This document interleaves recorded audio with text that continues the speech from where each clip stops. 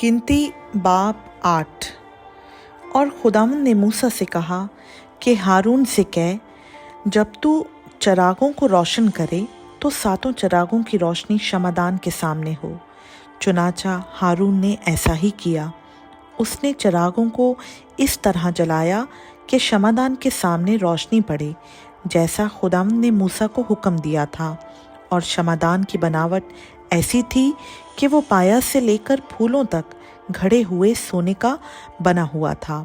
जो नमूना खुदावंद ने मूसा को दिखाया, उसी के मुआफिक उसने शमादान को बनाया। और खुदावंद ने मूसा से कहा कि लावियों को बनी इसराइल से अलग करके उनको पाक कर, और उनको पाक करने के लिए उनके साथ ये करना कि खता का पानी लेकर उन पर छिड़कना। फिर वो अपने सारे जिस्म पर उस तरह फिरवाएं और अपने कपड़े धोएं और अपने को साफ करें। तब वो एक बछड़ा और उसके साथ की नज़र की कुर्बानी के लिए तेल मिला हुआ मैदा लें, और तू खता की कुर्बानी के लिए एक दूसरा बछड़ा भी लेना। और तू लावियों को खैमा इज्तिमा के आगे हाजिर करना और बनी इसराइल की सारी जमात को जमा करना। फिर लावियों को खुदावंद के आगे लाना।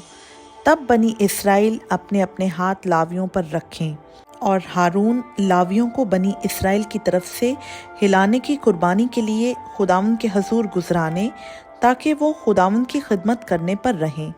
फिर लावी अपने अपने हाथ बछड़ों के सरों पर रखें, और तू एक को खता की कुर्बानी और दूसरे को सौख्तनी कुर्बानी के लिए खुदावंद के हजूर गुजराना, ताकि लावियों के वास्ते कफारा दिया जाए।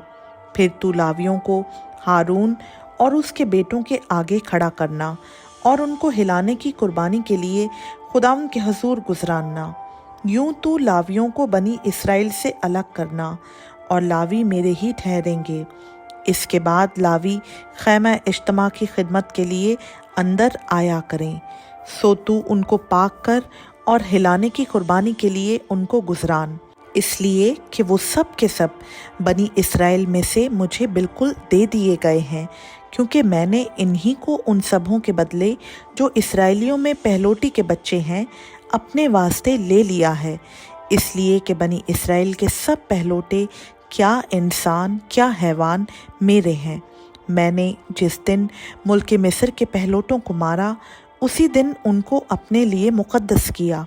और बनी इसराइल के सब पहलोटों के बदले मैंने लावियों को ले लिया है, और मैंने बनी इसराइल में से लावियों को लेकर उनको हारून और उसके बेटों को अता किया है, ताकि वो खैमा इज्तिमा में बनी इसराइल की जगह खिदमत करें और बनी इसराइल के लिए कफारा दिया करें, ताकि जब बनी इसराइल मक़दस के नज़दीक आएँ तो उनमें कोई वबा ना फैले। चुनाचे मूसा और हारून और बनी इसराइल की सारी जमात ने लावियों से ऐसा ही किया। जो कुछ खुदावंद ने लावियों के बारे में मूसा को हुक्म दिया था, वैसा ही बनी इसराइल ने उनके साथ किया। और लावियों ने अपने आप को गुनाह से पाक करके अपने कपड़े धोए, और हारून ने उनको हिलाने की कुर्बानी के लिए खुदावंद के हजूर गुजराना, और हारून ने उनकी तरफ से कफारा दिया ताकि वो पाक हो जाएं। इसके बाद लावी अपनी खिदमत बचा लाने को हारून और उसके बेटों के सामने खैमा इज्तिमा में जाने लगे। सो जैसा खुदावंद ने लावियों की बाबत मूसा को हुक्म दिया था, उन्होंने वैसा ही उनके साथ किया।